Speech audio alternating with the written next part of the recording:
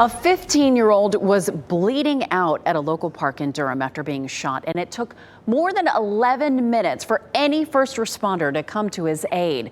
Tonight, his father is wondering if his son would have survived if help had arrived more quickly. The murder happened back in December, but officials released very few details until WRAL's Durham reporter Sarah Kruger started asking questions. Police hadn't told us the person killed in this shooting was a teenager. They also hadn't told us the two other people shot in the same incident were also teenagers, only 14 and 17 years old. I filed a records request for 911 calls, and that is when all of this information started to come to light. Durham 911, where's emergency? I'm at Twin Lakes Park in Durham. Around 3 p.m. on December 4th, a frantic 911 caller describes a horrifying scene. There was probably 20 or more gunshots. The caller sees a teenager lying on the ground at Twin Lakes Park in East Durham. Oh, God, just like get her, hurry. He's alive. You know what? No, he's gasping for air. Okay. He's laying on his phone.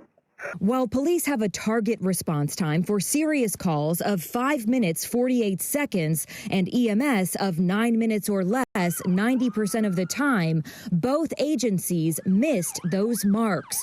The 911 caller was on the line more than 11 minutes with no first responder in sight. Hang in there, buddy. Hang in there. We got ambulance coming, okay? WRAL learned two more teenagers were injured in the same shooting. As they drove off, one of them called 911. I'm on the way to regional hospital. I just got shot in the back of the head. Police and EMS ended up finding them at the intersection of Highway 98 and 70. The delay in response to the victim in the park seems to have a few causes, including the confusion of there being two scenes, and the Emergency Communications Center did not dispatch police until 2 minutes and 51 seconds into the 911 call. The center's director did not explain why. Police do not release the names of victims under the age of 18. WRAL learned the boy who died was Alexis Hernandez Nunez. Young boy, 50-year-old, you know. Rene Hernandez says it took police days to notify him of his son's death. Police told me that's because they were waiting on an autopsy to identify him. Hernandez says his son was a student at Northern High School who loved to be with friends and to play soccer. That's what he was doing in the park.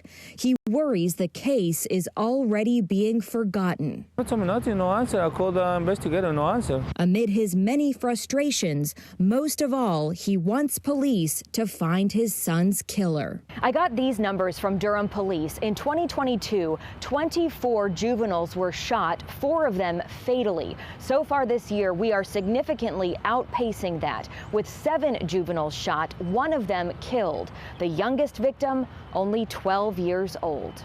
Sarah Kruger, WRAL News, Durham. Now, Durham EMS tells us they arrived on the scene of that shooting a little bit before police did, but when a scene involves violence, they have to wait for police to tell them it's safe before proceeding.